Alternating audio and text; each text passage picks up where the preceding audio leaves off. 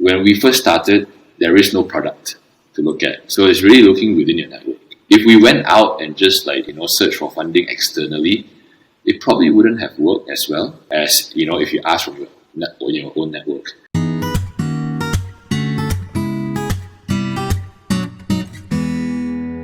Welcome to the Getting Funded MY podcast by iSearch. So today we have David, the CEO of Deemples, on the show.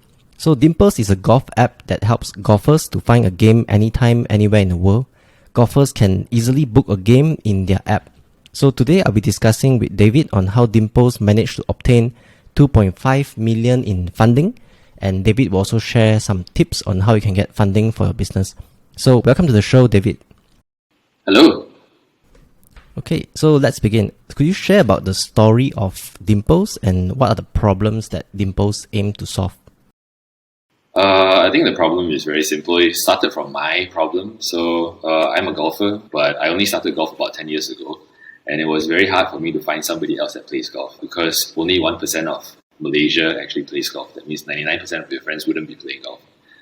So at that time, it was tough to find somebody else to play. But I managed to find friends. Then 5 years down the road, I was still having this problem. Organizing games every week was such a pain. And that time, stuff like Uber, Tinder, Airbnb was all up already. So you can find somebody to pick you up, somebody to go on a date, somebody to bring you food very easily. But I'm like, why isn't there anything to help you find a golf partner to play with, right?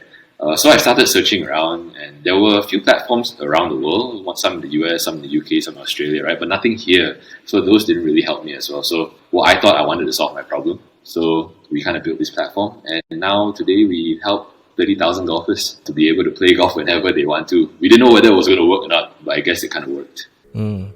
Okay, so you have, let's say, you mentioned 1% of the community in Malaysia that plays golf. So we have, let's say, 30 million population. So about 300,000 people in your target market, and currently you have 30,000 users on your app. Yeah. Okay. So there's quite a big market more to go to hit the full community. Lots more to go. I mean, like that 1% penetration that I shared with you is not only in Malaysia, it's actually a global number. There's about 7 billion people in the world, but there's only 70 million or 60 million golfers in the world. Malaysia falls into that same category of the 1% as well.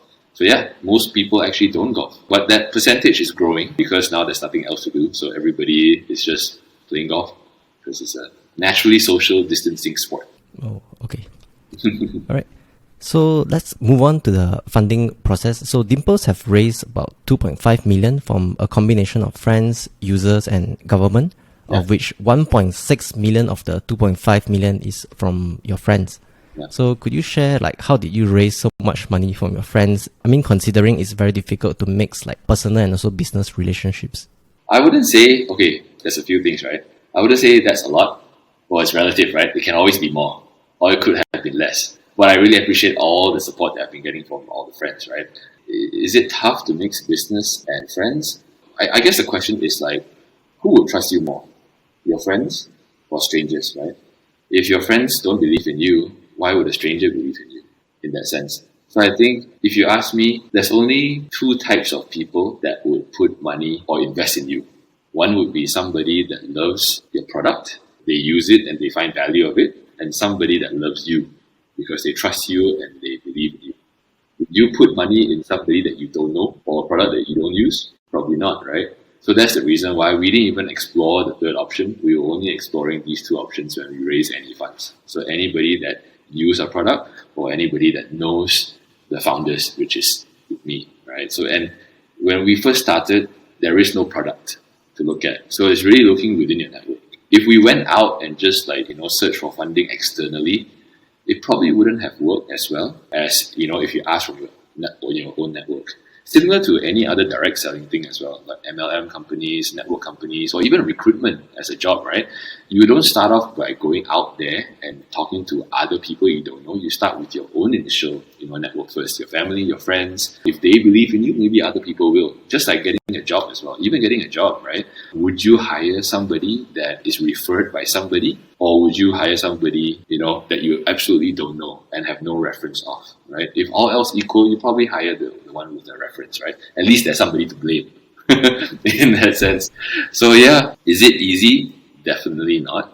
I mean, It's never easy asking money or getting money from anybody. I'm not even saying you're selling them a product. You're not even selling them a product. You're selling them a dream, right? So it's never easy. So we appreciate all the help that we've gotten so far, financially, morally, in business aspects and everything. But yeah, I guess friends is the first way to go with first before the outsiders come in. Yeah. Okay, so the 1.6 million, is it like a loan from your friend, or is it like equity that they get a share in the company? Your equity. Yeah.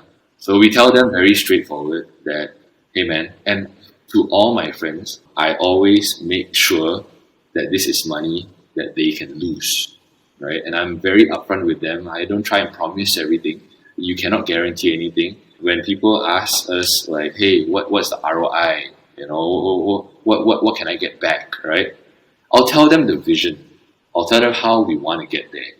But can I guarantee that? I say absolutely not, right? I tell them the worst case scenarios as well. I also tell them, hey man, this might die next year. This might die tomorrow. Your money will just like go burn. What I can guarantee you though is effort. That's the only thing I can guarantee. I can't guarantee results. So I always say the decision is yours. You have to decide whether this is good for you. If it's not good for you, please don't. If you cannot afford to lose it, please don't. Startups are the most risky thing for anybody to invest in. If you cannot lose the money, put it in something else. But if you can and you want to gamble a little bit, you might as well let me gamble on it. And then at least I'll put effort onto it. Okay. I mean, like, how many friends that makes up this 1.6 million estimate?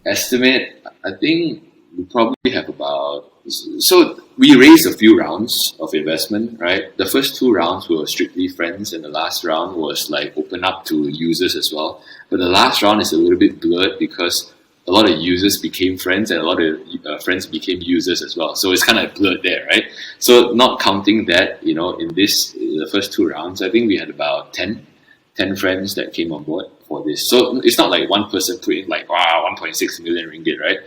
It's a lot of them combined together. And even though, if each person puts in like, 100, 200k ringgit, that's still a lot of money. You can put a like very comfortable down payment for a house here in Malaysia, right? That will probably not go up in smokes as compared to putting in Deemples. But I guess, this is when everything else is taken care of, this is the kind of risk that you can afford to take, then yeah, you can do that. Okay, and then how do you provide an update to them? Like, do you do every month or every quarter on and how do you update each one So of I them? think like because they're friends, there's already an element of trust there. So do I update them every month? Not really. Do I update them every quarter? Not really as well, right? But I do catch up with them, on and off here and there, not on an official basis. All of them actually follow our social media, so they know exactly what's happening in Deemples. They know what's happening. I send out emails maybe once in a few months, and if they have questions, they'll come back. Most of the time, they always reach out, and that's what I really like about investors. None of them so far have come back and say, hey man, where's my money, right? Because if there was money, I would be giving it back already, right? But what I really like about them is they always come and say, hey, I know this is what you're doing right now. Is there anything I can do to help? Or I know you might not be good at this. Can I help in that? I know somebody that can help in that. Can I connect you with that person? And that is so helpful. And I really appreciate all that. And which has happened, in our network of investors. Yeah. Especially during these tough times of MCO. Not only this time, like in all times, right? Because like it's not just now. Well, now it's just terrible, right? But even when business is going well, it can always go better, right? Because we all want the same thing, and that's why it's so important for it to be equity than debt. Because debt then is always going to be me against them. When am I going to return the money, right? Because they have nothing in it for them, right? But when it's equity, it's like we're all in the same boat. We die together. We grow together. We prosper together. So from equity standpoint, they're like true partners in that way. Yeah. Okay. I mean, unorthodox way so far based on the ones that we interview. So I guess you're the only one that raised so much money for your friends. But I guess it's a good learning experience from every one of us. Don't get me wrong, it's not easy, right? I mean, like, not every friend would just like, oh, you're my friend, here, I'll give you some money, right? Of course, they need to understand, what the pros and cons are. So yes, I think I'm just very fortunate to have, friends that can afford to lose this kind of money. Yeah. All right. So, having raised this 2.5 million, how are you using the funds to grow the business? I guess just like any other company, not just a tech company, right? There's always two things that we need to work on. One is product and one is marketing. So product as in building the product, maintaining the product and all, and making the best product out there. And marketing it as in like distributing the product, you know. If you have a very good product and nobody knows about it, it doesn't work. If everybody knows about it and and it's not a good product, then they'll come one time and that's it. Right? So I think I would say 50-50. That's where the money is always put, half in product and half in marketing. Yeah. And it's always in this proportion. So product, yeah. So for product, it's more to make the app more functional and more user friendly. That's for the product side. So marketing side is to get more people to download the app, or can they book on the website, or they have to do it? It's only on the app now. So the main product is on the app. The website is just a marketing tool for SEO purposes and information and stuff like that. Product, yeah. I mean, not just on features. A lot of people always think, oh, what's the new feature? What's the new feature? What's the new feature? Right? But we've done so much research and learnings on product development. It's not so much about how many features you put on. It's also how many features you don't put on. Right? Doesn't mean that the more features, the better. It's sometimes the less features, the better. I mean, you see some of the very, very successful apps out there. It's always about what is that one thing that they do the best, and that's all they do. Right? Like, Instagram started off with just pictures, and that's it. There was no DMs, no feed, no stories, no reels, no nothing. It was just one very simple stuff, and that kind of, takes off. Facebook was the same thing as well. There was no news feed before that. It was just profiles of people, right? And that's it. People just wanted to see profiles of other people, and that caught on. And then later on, the newsfeed came on, and Messenger and everything else, right? So yeah, features is one thing, but also how efficient the app is another thing. That's something that nobody sees, right? People experience it, but they don't see it. They see what's on the surface. They see like, oh, okay, these features and everything, but how fast the app moves, that's another thing that we constantly work on as well. Because as more users come on, it has to be efficient. The experience has to be good. It has to be smooth. It can't hang. It can't have bugs and stuff like that. So that's what we always work on. And then this part, yeah, all the marketing stuff. I mean, the regular digital marketing stuff. And not just digital marketing. We spend a lot also on offline marketing. And me coming from a digital background, I've always thought that digital is the way to go. But you realize, as you go along, it really depends on your target market. And offline actually has a very, very strong contribution to our marketing spend as well. What type of offline marketing works the best now? Well, I mean, for us, the two types would be out of home advertising, right, and events. So events actually help get a lot of users onto Deemples, because the more events we do, it's a reason to shout out, right? And then people start, oh, how do I participate in this? Oh, you can only do it if you join via Deemples. I'm like, oh, so I have to download the app? Yeah, download the app, it's free, right? So that's one way. Out of home is basically like outdoor advertising, but I don't really mean outdoor advertising as in like putting it on billboards on the highway and stuff like that, because 99% of the people are not golfers to begin with, right? So all the outdoor advertising we do is actually within the golf course, and it will help them as well, because if people cannot find each other, then they won't golf. But if people can find each other, then they will golf. So the golf courses are very supportive in helping us with that kind of outdoor ads as well. But because people always say that digital is cheaper, and if outdoor we cannot afford the ads, that's why we don't do outdoor. Yeah, well, it depends, right? If you're trying to target like everybody in the world, like for example, Food Panda, then you kind of have to do outdoor because everybody eats, right? But it doesn't make sense to put a golf thing outdoor, right? It doesn't make sense to put, I don't know, I can't think of another example now, but golf is just not something you want to put it outdoor, because 99% of the people is irrelevant to them. Yeah. Okay. You mentioned that outdoor is working very well. Yeah. So for digital, which is the platform that generates the most app downloads for Deemples? So I think it's a combination of everything, right? It's very hard to attribute it to one strategy.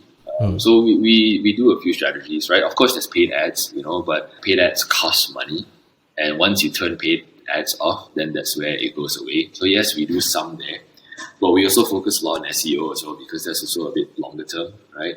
When people are searching for terms that they want to search for, when they are looking for people like finding golf buddies or finding a golf partner, stuff like that. So that's where we want to be found, and that's where we get a lot of traffic as well. But ultimately, also like focusing on the branding and stuff like that. That also has helped us, because it's come to a point where I think we are quite well known in Malaysia. So when golfers think about, I want to find somebody to play with, they think about Deemples already, right? It's not same in other markets because we're not there yet. But in Malaysia, I think we've gotten to a point that that's the case. So branding, SEO, and paid ads, I think these are the few things that we continuously will do in tandem. Yeah. Okay. So that is where the 2.5 million go to, 50% product and also 50% for marketing, and then marketing you split into outdoor and also digital. Yeah.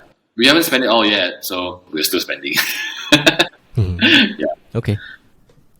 So what is your number one advice to entrepreneurs who wish to raise funds for their business? I think based on what I've understood, right? Okay, so you see a lot of people raising way more than we do, right? And I think those would be way better people to ask, right? But I've also encountered a lot of people that have asked us, hey, how do you raise this kind of fund, right? And these are the less successful people that have compared to these are the more successful ones, right? So to address these guys, right, I will always say, just ask as many people as you can, right? But know who you're asking as well, right? I think a lot of them fall into the trap that I think you mentioned earlier, where I don't want to ask my friends, I don't want to ask my family. I just want to go out there and raise from a VC or investor or angel investor or something like that, right? But why are you not leveraging on your personal network and only focusing on the external, right? The external probably will only come in if they see other people being confident in you. So I would say, ask everybody, but don't ask them immediately for money. There's always different ways and methods and language and communication and tactics you can use to see if somebody is interested or not. But that is like a whole other podcast, right? we can talk about that. Yeah. But the main thing is ask from your own network first, or let people know that you're raising funds, and that's okay. And if they're interested in being a part of something like this, then great. If they're not, then it's good that they don't come in, but at least they know and they can tell somebody else. If you don't ask, you will never get. And if you keep asking the VCs and everything, they invest, they see like thousands of decks a year, and they invest in like 5 or 6. So you know your chances there, in a sense. Whereas your network, they don't get thousands of decks. They get like maybe 1 or 2 other family members coming there for money. So your chances are a bit higher there. If they have money, right? Don't ask somebody that needs money to invest. You would know, from your personal network, who would be able to lose, some money. Yeah. So I think the key is to ask someone that can lose that money when they do write the check or transfer. But don't get very hard up onto like, hey, I must get this person in, I must get this person in. That would be the most worst thing for any sales process, right? If you say, oh, that uncle is damn rich, I definitely must get money from him. Every day you just focus on him and you don't cast your net wide out, then your chances are very, very low. So I would always say, pray and pray, right? And something good will come up. It's a numbers game, just like any sales process. It's a numbers game. This time you're just selling something that's a lot harder because there's nothing physical. Yeah. Yep. And before you ask, do you need to show them anything, or usually you just ask and just pitch the idea itself without showing any data or research? Get straight to the point, right? You don't have to the worst things that I've seen for not just like people raising funds, even for regular people selling us stuff, right? They'll be like, hey David, can I get 15 minutes with you? I'm like, what is it for? Tell me what is it for, right? If I'm not interested, I'll save you time and just say I'm not interested right away, and you save your time as well, right? Otherwise, you spend an hour with me talking to me and everything, right? And then you after that realizing that it's not worth it. So how can you get the message across with the shortest amount of words? That's something that I think even me, I'm always constantly refining my messaging to customers and also investors. You just need to know, like when you look at Deemples, what does it mean? Or when you're asking somebody something from somebody, what do you really want it to be? So just get straight to the point. Yeah. Okay, great. So to wrap up, is there anything else that you would like to share with the audience? I guess I can say, okay, the one thing that I say I would always advise to anybody that wants to start a startup, if that is one of the questions, is do it only if you are willing to die trying. If you are not willing to die trying, then when there's any obstacles that come into play, you will give up. Then there's no point for you to start it in the first place. So only if you're willing to die trying, then go at it. Then you'll find all the ways that you can to solve the problem. And then investors will also believe in you as well. And then they'll help you solve the problem that you're trying to solve. So yeah, if you're not willing to die trying, don't do it. Get a job. It's like Do you recommend that people keep a full-time job first while building their startup, or straight away jump into the startup scene and quit their job and work on it 24 hours? 24/7. This is a question that only that individual can decide for themselves. Everybody needs money to live. Everybody needs to eat, sleep, shower, work out, or whatever. These are the basic things you need to do, right? So whenever you want to start something, it's not going to make money immediately. So you need to know that you have money to survive, because if you can't even survive, then you can't think of making something else, because you're thinking about survival, right? So you have to make sure your basic needs are taken care of before jumping into that. Now, for some people, they have already a big savings, and then they can go and venture into something else. For some people, if they are living paycheck to paycheck, then I don't think you're ready at all. Don't quit your job, because if you quit your job, you're going to starve, and then you can't pay your rent. Then you're going to stay on the streets. Then you definitely cannot run a startup, in a sense, right? So it varies from person to person. Make sure you have money to survive first, and you will know better how long it will take for your business to make money. So have that in mind, right? How long can you sustain before the money runs out? Yeah. So that is up to the individual. Okay, thanks David for coming onto the show. So check out Deemples down below, and I'll see you in the next episode. Thank you.